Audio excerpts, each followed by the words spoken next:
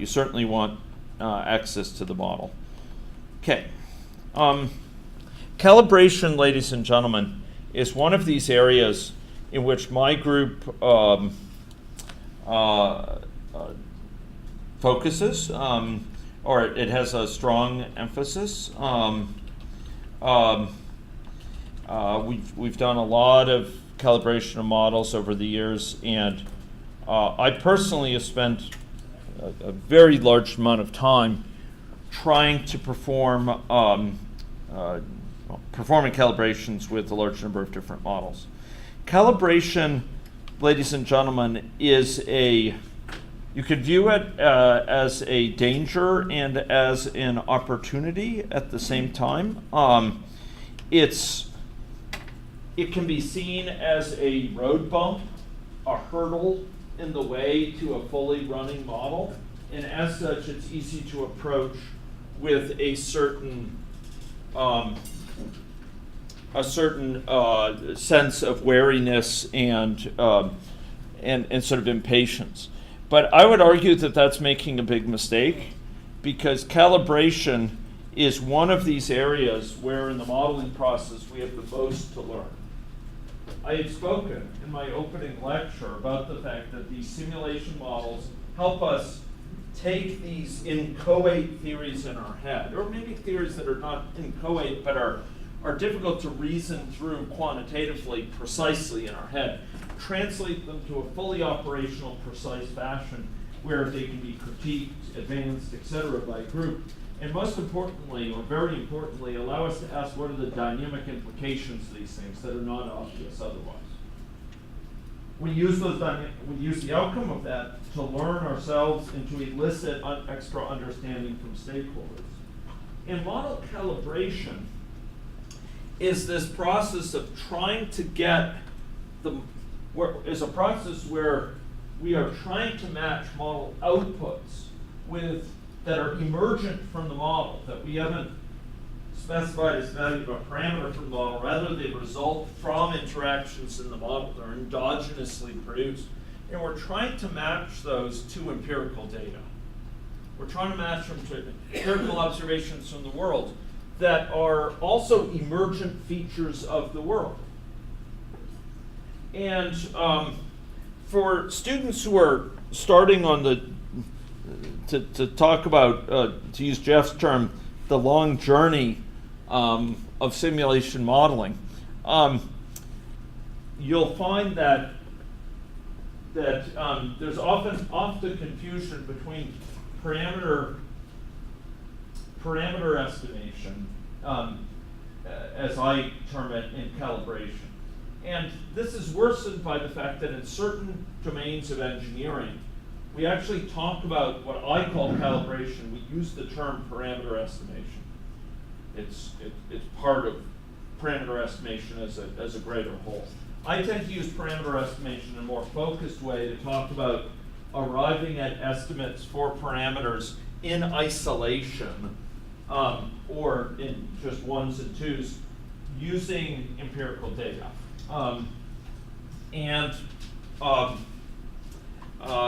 That process is analytic. We may draw data from controlled trials or from surveillance, such as with our smartphone-based data collection. We may draw data from large-scale survey instruments in the U.S., like the NHANES or the NHIS, or the Behavioral Risk Factor Surveillance Study here in Canada, the CCHS or the MDHS or what have you. We may have some data from controlled trials, so RCTs or community-based trials, and we try to draw data for particular parameters from this. So we arrive at estimates for very specific parameters drawn from sources, and sometimes these sources are in the literature. They're performing analyses, and sometimes we're lucky enough to get these from meta-analyses. This is from Kristen Hessmiller's work with TB and smoking, for example. We saw early parameter sensitivity analysis, And that bears on this, because sometimes it identifies for us parameters to which the model is particularly sensitive. And those parameters, we may want to put a priority on them for calibrating them. And my student Yuan Tian, who spoke with you from this lectern not 2 days thence, she has done some amazing work linking up sensitivity analysis and calibration in a joint process in a way that that allows us to sort of be more savvy about what we want to calibrate and to some degree how we calibrate it using considerations that are often ignored, including sensitivity analysis. But often in our work with models, we don't have reliable information on certain parameters in isolation, but rather we may have data about the behavior of a system as a whole or pieces of that system. So this data can't allow us to directly estimate the value of a parameter, because there's a bunch of things tangled up that have given rise to it. But it tells us something, surely, about the behavior of the system to which our models must stay true, must remain true.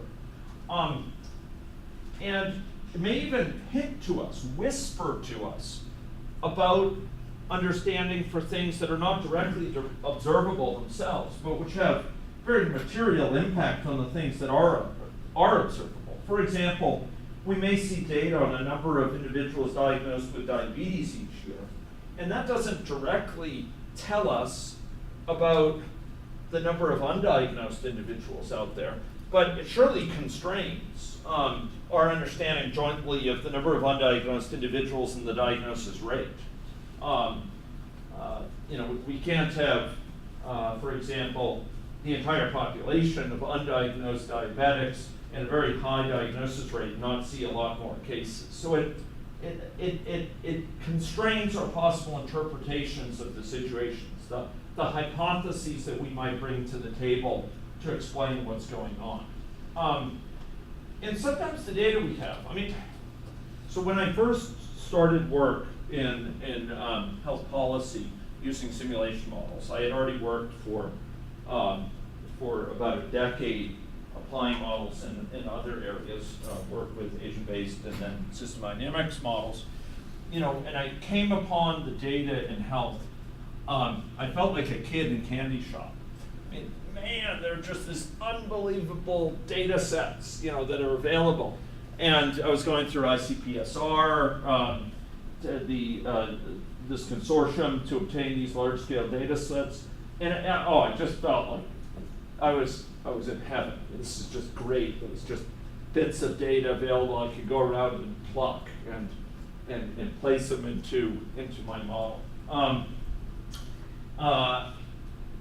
And then over time, I grew a sadder man, but wiser, because I came to realize the limitations of that data.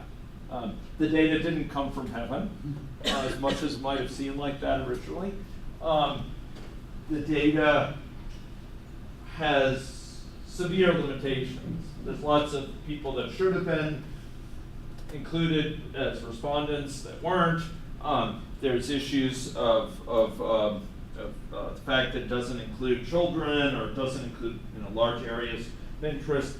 There's some of the data is outdated. A lot of the time, when I'm building simulation models, a lot of the time the data does not specify it in the term that would be most useful for the simulation model. So it'll specify outcomes of an intervention in terms of prevalence of smoking. And what you're really interested in knowing is behavior change that resulted from this intervention. How much of it was prevented initiation or stopped relapse or enhanced quitting. And you just don't have that level of specificity. Or we have a model that's stratified by age categories, and we only have the data in a very aggregate way. Or you find out that a lot of the admin data that you're depending on has been entered by secretaries in offices who have no idea of the difference between gestational and type 2 diabetes. just say, oh, diabetes, I guess that's it, when someone comes in for gestational diabetes. Data doesn't come from heaven.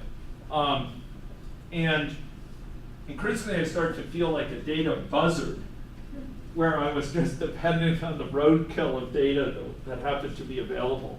And maybe it was because I knew that these data sources that seemed so alluring and so powerful had such limitations. And I started to talk with health colleagues who would tell me, don't use that data, don't use it. It's, I won't use the word, but it's bad data. You can't rely on that. Use this other data instead. And the fact is that often we're dealing with data that doesn't match all our needs. But often it hints to us about some of the things that are going on that are of interest to us. It doesn't precisely specify it. It's not broken down into the categories we want, but it tells us something about the overall system that limits our interpretations for what's going on, constrains our interpretations. So the point here is often we have this data that can't be boiled down to specific parameter assumptions, but which tells us something.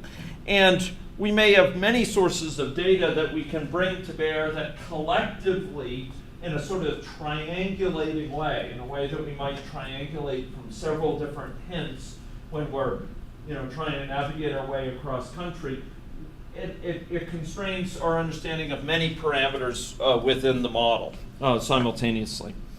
Now, there's a set of processes we go through in building models that involve some basic analytics, but often involves making assumptions of for example, that the system's in equilibrium, or that a ratio of two values you see here is replicated here, or what have you.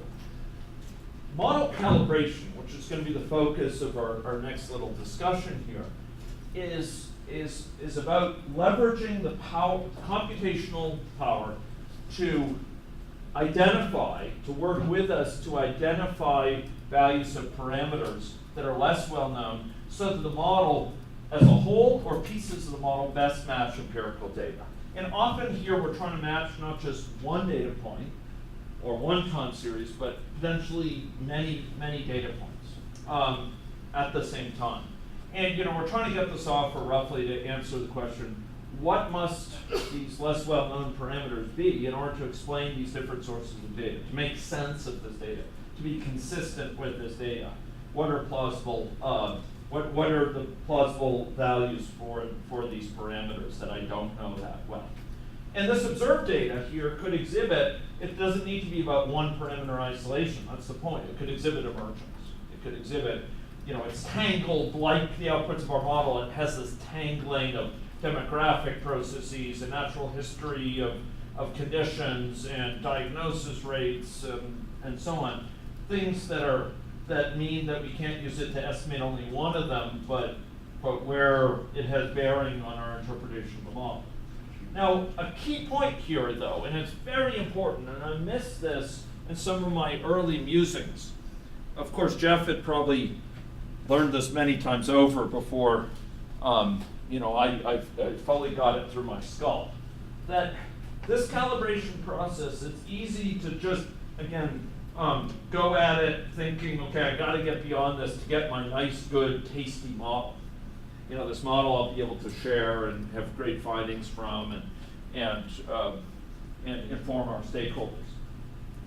But what I realized is it's in this process of trying to get the model to match these things that we learn about our most cherished mistaken assumptions about the situation. We learn what just doesn't jive with real world data often from this. What just doesn't add up. What things about our theory of the world need challenging because we're not able to match this data. This is particularly a powerful thing in a specific thing when you use a technique known as partial model calibration, which I'm not going to be talking about, but it's interesting that colleagues from Texas A&M are here, because one of my colleagues at Texas A&M, Rogelio Oliva, is one of the leaders in this area in formulating partial model calibration. And it's a technique that's very powerful for sort of calibrating a model. It's almost like unpeeling an onion. You calibrate it from the internal parts, you calibrate small parts of it against some empirical data, then you replace that empirical data with other parts of the model, and you calibrate the bigger thing, and you work outwards from this. Very powerful technique that has really offered us a great deal of advantage for several of the projects we work on, and allows you to sort of develop specificity of confidence about which areas of the model are most grounded and which parts are running into trouble. This is something that Anahita, for that model you heard about yesterday, that she talked about with Alan on gestational and type 2 diabetes, we've been able to draw on some good results from. So calibration allows us to sort of work towards a dynamic hypothesis that explains the data, but in the process to rule out other dynamic hypotheses. And not infrequently, I've gone back to the table and had to rethink my dynamic hypothesis because it just doesn't cut it. It doesn't line up with the data. But maybe more interestingly, ladies and gentlemen, for some of you who depend like me on these sources of data in which we lack full confidence, who have to maintain iron stomachs to deal with these limitations of the sources of data. Not infrequently, it helps us to not just falsify dynamic hypotheses and improve our thinking, but helps us to challenge certain types of data that are available sometimes. I could list a number of times in my modeling career where I have gone through a calibration process, tried to calibrate a model day in, day out, put in almost heroic efforts in some cases to get it to line up with empirical data, and I just couldn't do it. And I challenged the model in different ways and thought about different structure, and it just didn't jive. And I went back to our partners and said, what's going on here? You know, and I sought out their guidance for how I need to change the model to deal with this data, the data in that period. And sometimes they go back and look into the sources of that data, or they look at the particular ranges of years over which I'm having trouble. And they come back in each of these times and told me, like, well, no wonder you can't match it because the standards for collecting the data changed at that time.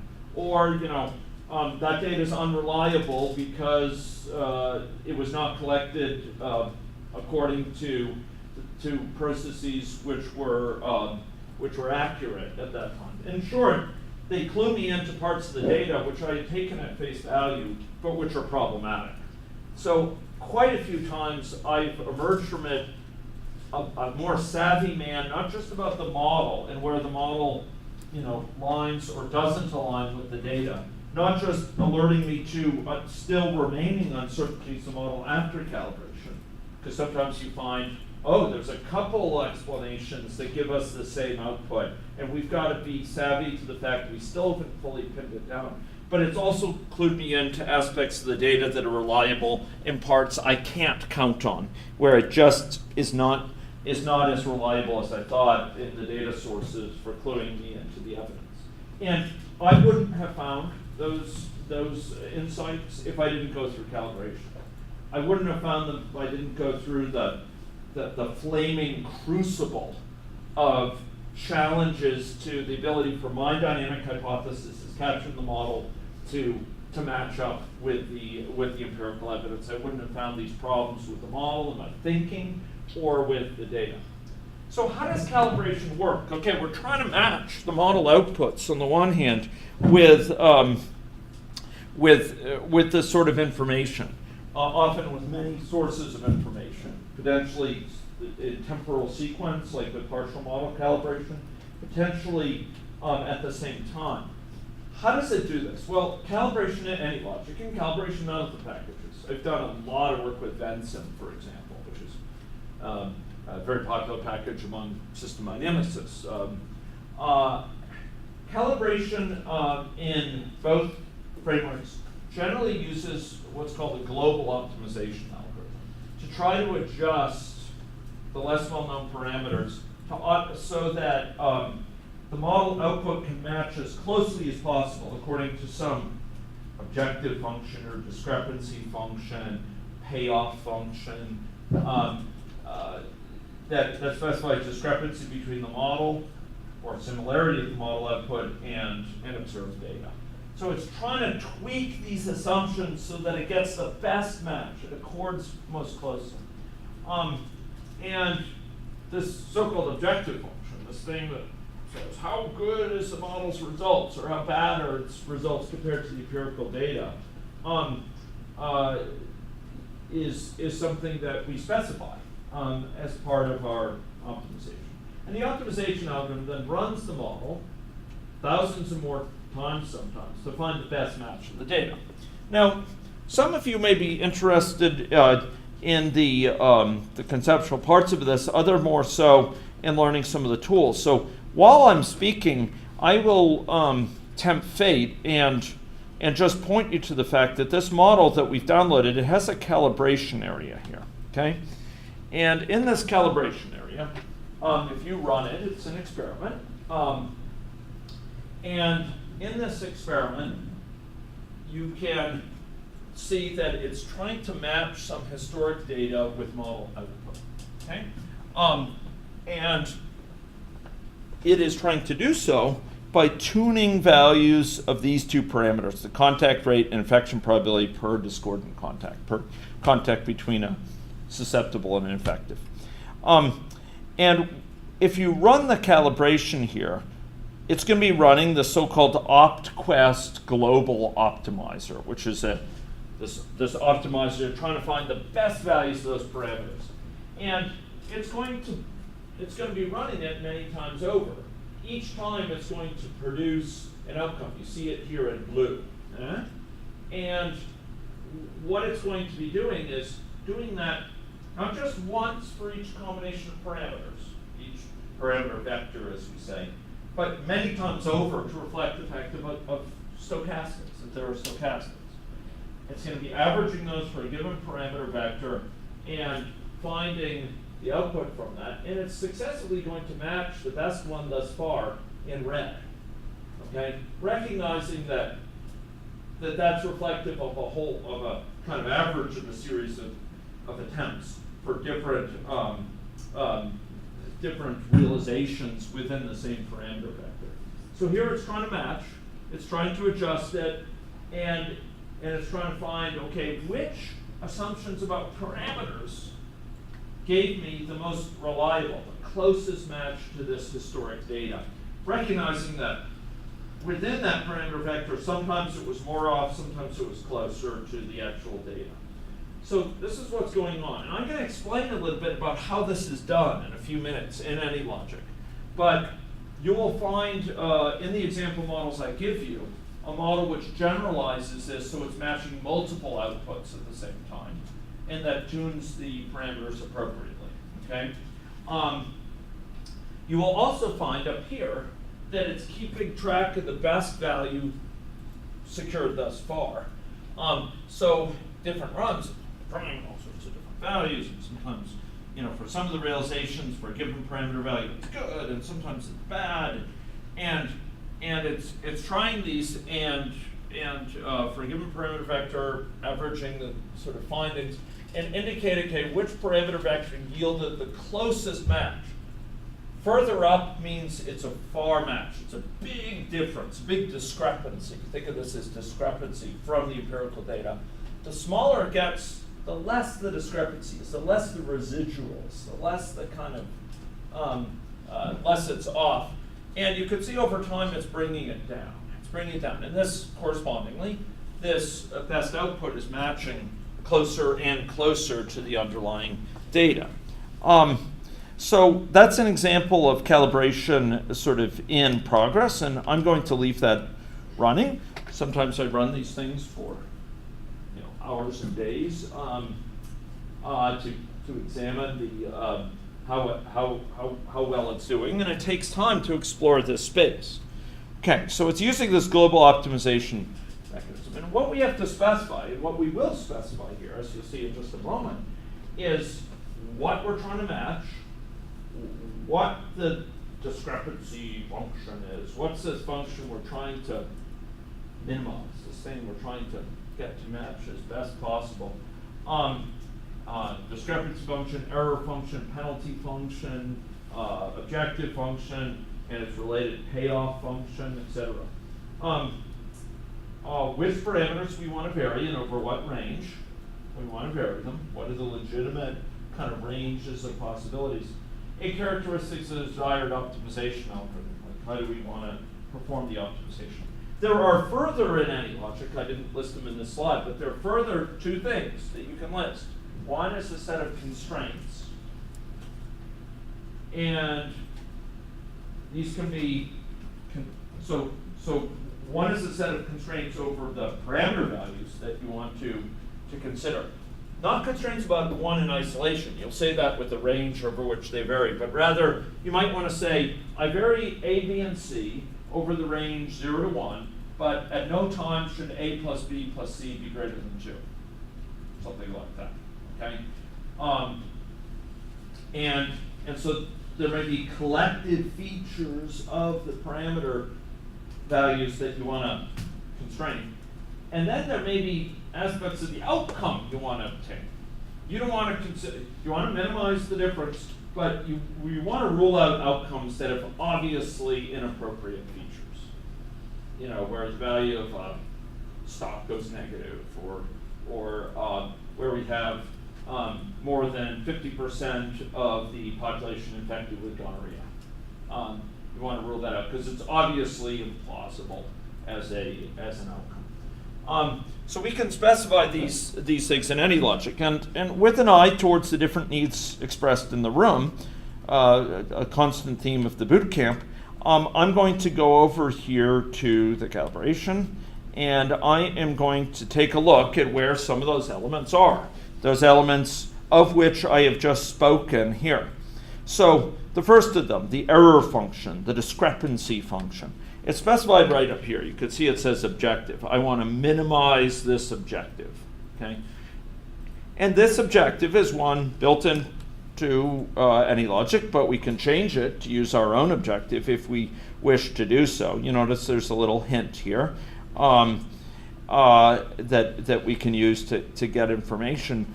And if you go and you look at the information concerning this, you will find that, and I'll expand it here, that there's actually several such functions. The one that we're using here is actually with two data sets, so it's actually this guy here.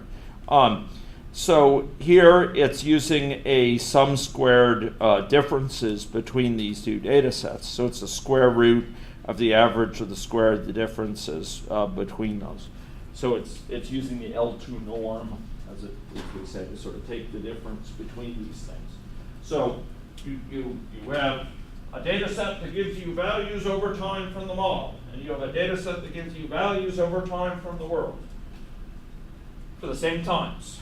And for each of those times, you'll take square of the difference between the two. So it doesn't matter if one's greater than the other or vice versa.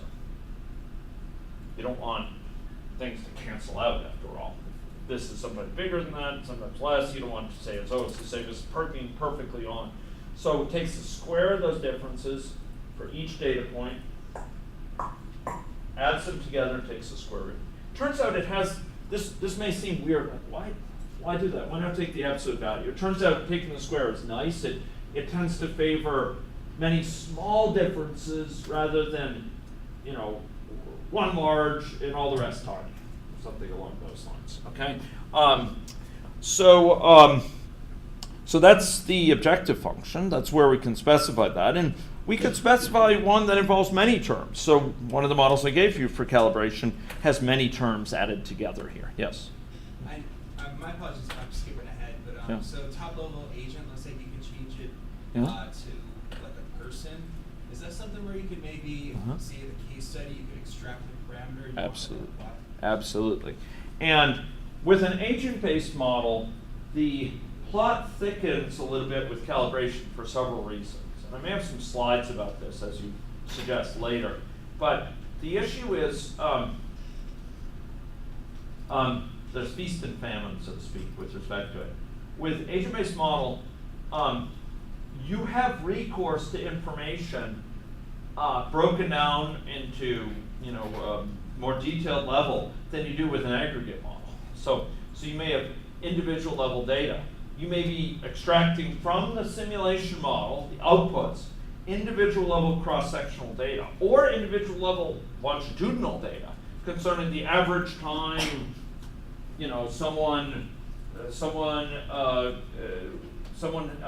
was infected before or experienced symptoms before they presented for care as reported by them. Or in the simulation model, you might have something that has to do with the average time people spend in the waiting queue for a kidney transplant or something. And that's longitudinal information about the individual. And you might have comparable data from the world. Maybe it's the average time someone spends following HIV diagnosis before development of HIV/AIDS, right?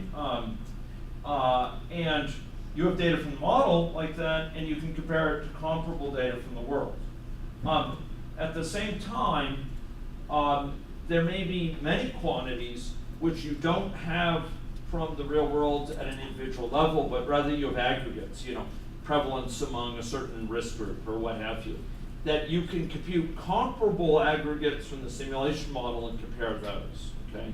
And in simulation for agent-based models, one of the draws, in fact, it's in the slides I gave you on sort of model conceptualization, one of the draws for me of individual-based models is they allow us to take advantage of a broader set of empirical evidence, such as evidence at an individual level, network-based evidence, evidence on spatial disparities, but also longitudinal features of individuals, which can be very powerful. It does have a cost. Calibrating an agent-based model imposes performance costs well beyond that of an aggregate model for two big reasons. Number one, because we have to simulate a model that takes a lot longer to run. We're simulating lots of moving parts, right? Secondly, we have to deal with stochastics. From run to run, there's many different outcomes. Unfortunately, AnyLogic's optimization algorithms are set up to deal with both, the mechanisms, okay? So great question. And frankly, for me, a big motivation for using individual-based modeling. Okay, so the first thing is the objective function. And so yes, could we have an objective function that takes into account characteristics of individuals? Absolutely. And I'll show you where you'd extract that information. Second of all, which parameters to vary?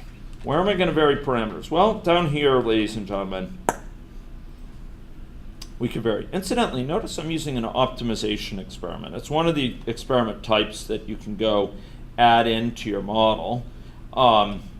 It's engaging in truculent behavior. Oh, here we are. Okay, experiment. We can add in an optimization experiment. You'll notice there's also for those running professional, there's also this calibration experiment. Because it runs only in calibration, and I like to speak with people who often don't have professional, in professional, I like to speak with people and help them who don't have recourse to professional. I don't actually make use of this, but I think it makes this process of defining the experiment even easier, okay? But I'm gonna go back to calibration, and you notice there's this parameters area, and here we're saying over what range should parameters be varied, and what's the sort of level of specificity about the values of parameters we wish to use, okay? So that has to do with what parameters vary, what range, and perhaps the degree to which we explore them. And then there's some issues of the characteristics of the algorithm. For example, what's the starting point? We're kind of exploring the space. We're modifying beta, mu, tau as parameters, and we're exploring the space, moving through it. And the question is, okay, where do we start? Where, do we explore it more than once, for example? And here with randomness, you can have it. You can make it so that you you can have different explorations for different runs of these, and you'll notice that you can run it for a certain number of iterations of the exploration, which might be helpful for exploring it more thoroughly, particularly if we have many parameters. Now you can also here make use of replication. So for each value of the parameters you explore, each of those values of these parameters here, you can then explore by running it several times over. Okay, this allows us to sort of deal with stochastics, and within the context of this model, we have few parameters. In general, we might have several parameters that we wish to modify at the same time. As the number of parameters rise, ladies and gentlemen, the ability to explore the space thoroughly is impaired, because I'm not sure. Earlier this was showing these, and I'm not sure why it's not showing these parameters now. Did I delete something there? Anyway, oh, I see. I modified it. Maybe I did something untoward. In any case, if you have 10 parameters, the possibility of really exploring thoroughly those 10 parameters, here we are, those 10 parameters is not there. So you'll generally have a harder time exploring. It's kind of like going from, looking for where you lost your keys along the line from your car to your door, to going to looking throughout your house, to going to looking through, on one floor, to multiple floors of your house, to the floor, a skyscraper, you're going up and down, and to going, 4 dimensions would be, okay, you got to consider time as well. The keys may appear and disappear on this floor at this location at any point, and then they disappear. It takes more effort with larger number of parameters, and you may not be able to explore it. You need a lot more iterations. Okay. Now, we have discrepancy functions to assess goodness of fit. I talk about a discrepancy metric that's appropriate. AnyLogic's default discrepancy metric has most of the characteristics of this, which is very nice. I argue for a square one, possibly with a square root outside of it. You may consider weighting different matches to reflect the different pedigree of the data. So if you're matching some data which you have a great deal of confidence, you may want to weight that more highly than matching some data points that are kind of shaky, kind of sketchy, or you're not so sure about them. So you may weight one more highly than the other, based on the quality, the uncertainty, and the estimate, etc. Okay. So I will say that AnyLogic's optimization algorithm that it uses is one that can be used for other things than calibration, but for calibration, it's quite capable. It is a global optimization algorithm that uses principles of what is called, and I've got to get this right, genetic programming or genetic algorithms. But basically it uses techniques for combining together two really good solutions that's found in the past to a clever idea for how we might find an even better solution as it explores. So it's a fairly sophisticated algorithm, and it's an algorithm that's actually created and advanced by a popular vendor of optimization software called OptQuest. It's actually not created by AnyLogic itself, rather it uses the third-party OptQuest engine. And if you go online, you search for OptQuest, you'll find lots of academic papers talking about it, you'll find other products that use it, etc. It's not specific to AnyLogic, and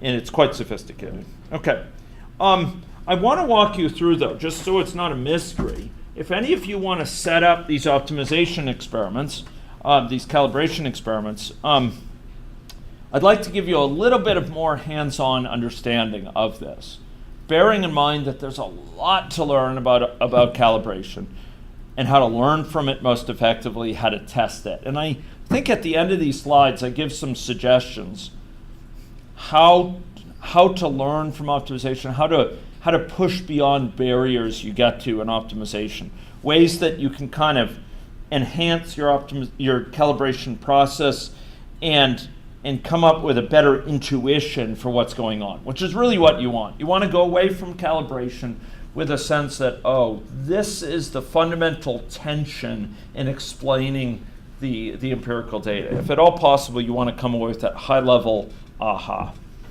Okay, so optimization, experiment, and any logic.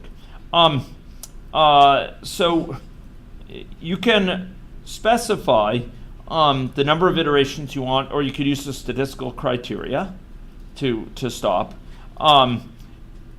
We saw that we're telling it to vary certain parameters. There are times where, ladies and gentlemen, you actually don't want to vary two parameters independently. Rather, you want to you want one to depend on the value chosen, or the range to be explored for the other to be dependent on the value chosen for the other. And for those cases, you're getting into situations where constraints may be needed, or a more clever description of the parameters to optimize may allow you to specify it really sweetly in a framework consistent with this one. We saw something about the optimization, the objective function, and you can go look it up in the AnyLogic help.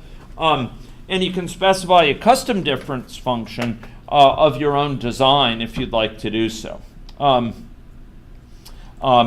this gives an example of a custom difference function that was featured in a model from AnyLogic previously. The point is we can define our own difference function. If we want to use abs, the absolute value, we decide that's really what we want. We know what we're doing. You could go you can go implement it like this and perform it there. Generally speaking, in AnyLogic, we want to encode either in the database or in a table function or in a data set the data that we want to match. Often, this might be more than one piece of data, more than one data set, or more than one set of data points. And we want to specify it. The database is a good place to do it. Data sets are a good place, a table function. So the one that we're using here has a table function. If we go peek at it, and I'm watching the time here, but if we go peek in the calibration, we will find that there are some data sets maintained, and this provides the empirical data here, okay? Infectious historic, here we go. And in infectious historic, we have data defined that we're trying to match. Here's the data. And this sort of gives a graphical depiction of it. Now, the most sort of technically gnarly or sort of demanding areas of this, of calibration, it's important to realize it's basically the same issues that are going on in parameter variation in terms of where you need to tweak things, in terms of the Java code to customize it to your situation. You may remember from yesterday that a key feature associated with parameter variation that distinguished it from the scenarios we had previously run is that a parameter variation experiment runs a model, not runs main, simulates the model not once, but many times over. It does so because it's got to simulate it with these parameters, and then with those, and with those, and those, and potentially for each of those, it needs to simulate it many times, many realizations, 1, 2, 3, 4, to capture the effects of stochastics. It turns out that the details are different, but the basic features here with calibration are the same. So to take advantage of this, or to accord with this fact yesterday with parameter variation, you may or may not have remembered? Well, here, we can go open up that model. We'll go open it up here that we had yesterday, just so you can see I'm not pointing you to new things. Here we go. This is our parameter variation experiment that we built together yesterday. And you may remember we went down here and we put in these things here. I don't know if you remember why. We reset this 2D histogram, and then here we did something to update the 2D histogram. Does anyone remember what we were doing here? What were we doing? Why is there this line after each simulation run, do this? What went on here? Does anyone remember what root is? Yeah, we're getting the data from main. We're sucking it out of main before main disappears. This is the data accumulated by main in a data set that accumulates the number of people infected over time, the prevalent case count. And we suck this out of main and we add it to our accumulated data for our parameter variation. So we can see those nice graphs, the blue graphs. Right? That's sort of what was going on here.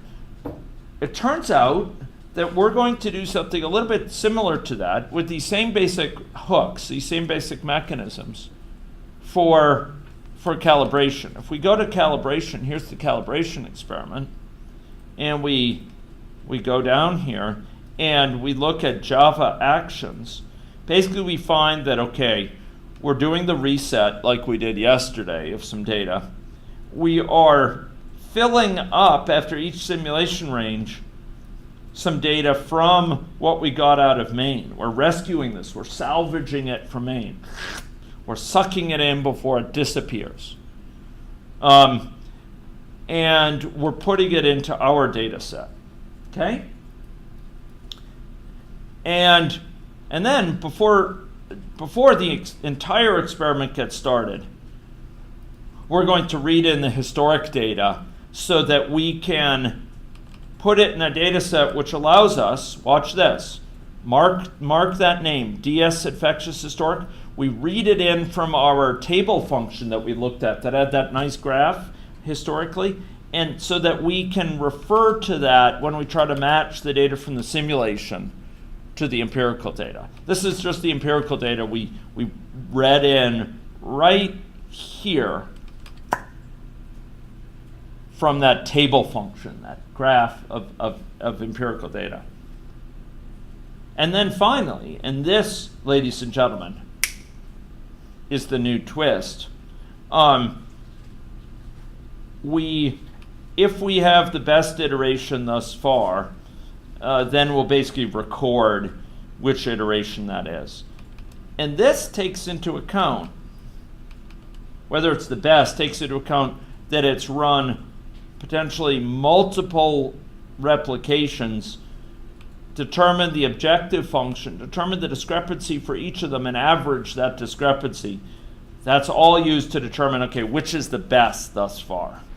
And for the best, we will copy its parameter values and we'll remember them, and we'll remember away this information. Okay, so actually, the saving the parameter values is somewhere else. I'm not going to show you that, but this is basically where it can obtain the information about which is the best one and the best outcome. Okay, now we had to accord for the fact, and the time is a ticking. Soon we will, the lunch beckons, and soon we will be calibrating our stomach with the volumes of food there. So bear in mind that a big component at a practical level you want to plan for with agent-based models is the fact that they're stochastic. And we don't want to attribute a good match for a set of parameters just to a fluke, an accident of happenstance, that it happened to match well with that run, but it won't with the next. So here in AnyLogic, they're taking the mean of the discrepancy with respect to across those. And that is something which is built in. We can't take the median easily or the geometric mean or what have you. That is something which is built in and how it does this. AnyLogic's terminology is a little bit confusing here. Suffice it to say the experiment as a whole is, well, you're about to start up this whole process of calibration. So that's what's going on here. Before each experiment run, it's running this for each iteration of each parameter value.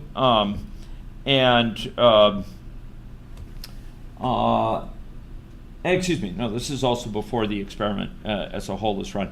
This is basically just after it's run a given realization, and this is after it's run a whole series of realizations for the same assumptions of parameters. Be aware that many of these realizations for the same assumptions about the parameters may run in parallel, and in fact, it may interweave running, of the 100 realizations for this set of parameters at the same time as it's doing the 100 for that other set. So you don't want to assume they're all being done sequentially. Because it runs them in these different so-called cores in parallel, they may be executing simultaneously, and that could be a bit disconcerting if you don't know to count on it. Okay. So I have more discussion of this, but time is limited. But you can go poke around in the interface if you want to see exactly where it's getting the best values of the parameters, like where does it actually get it to print those out there. Okay, there are these constraints that you can specify that test the legitimacy of parameter values. A plus B plus C for each of those parameters. They can total up to no more than 2 or something like that.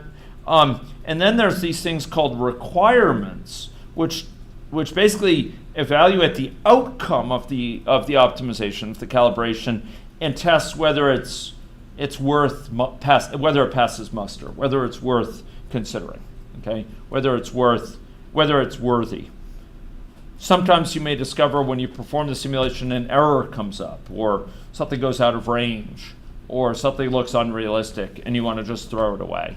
So you can specify both constraints on the parameters and requirements for the outcome.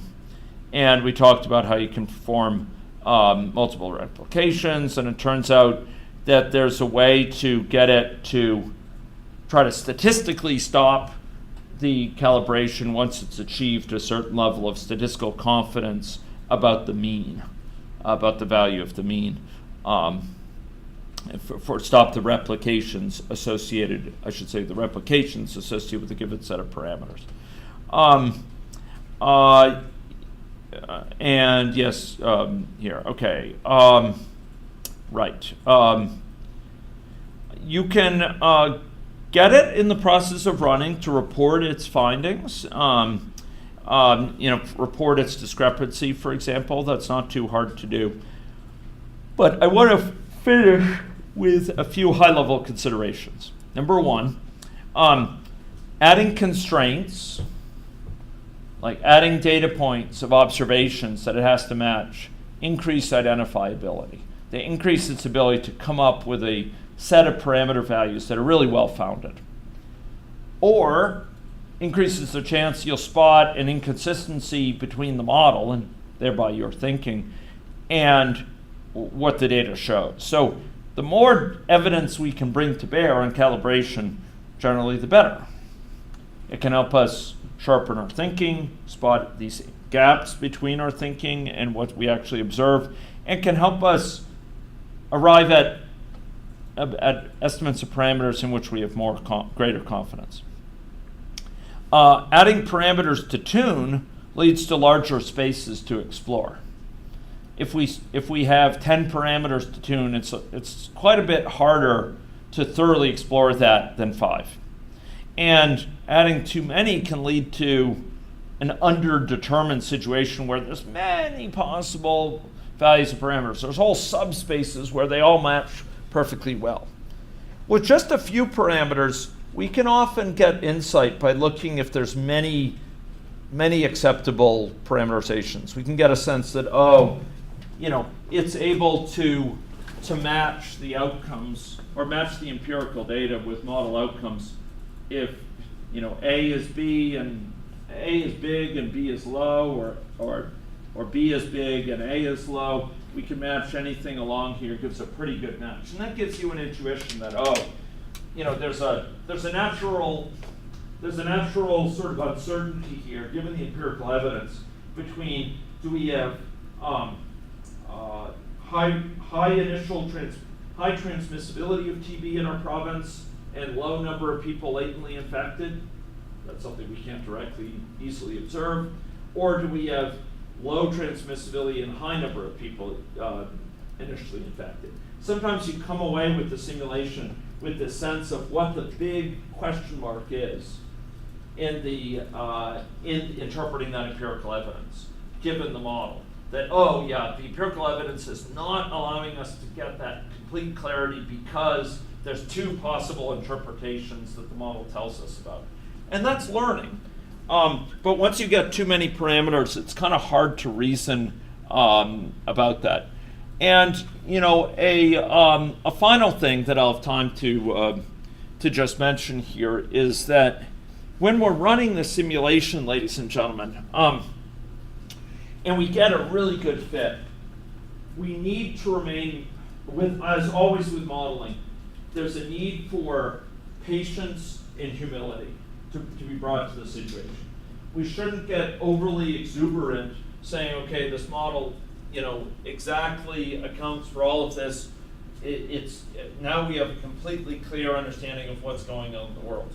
Just because our model matches really well doesn't yet guarantee that it's a great description of the world. It at least passes face validity. It at least looks plausible. It lends confidence that maybe we have a good accounting. At least we have a theory that seems to be consistent with the evidence, and that should make us feel good.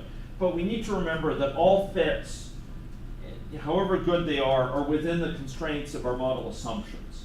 And we need to be looking for other ways that we can cross-check our assumptions about these models so we don't put all our eggs in the basket of assuming the model's really grounded when really it falls short. It's still got some limitations. So we should remember that really good calibration doesn't necessarily tell us we have the truth, but it tells us, well, at least we have something that seems like a plausible dynamic hypothesis for what we see in the world. And that's a real asset for bringing us to the next level of learning of how can we further refine our thinking, how can we further refine the evidence base so that we could cross-check our assumptions yet further. Because models, ladies and gentlemen, are not crystal balls that will lead us to the promised land. Rather, they are tools for debugging our thinking. And to achieve that, we have to remain humble in our interpretation of them.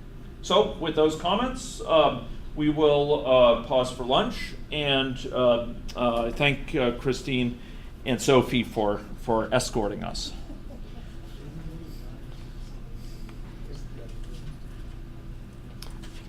If people are interested in more details of that, I do have a number of YouTube videos where I go into some more hands-on detail regarding the calibration mechanisms.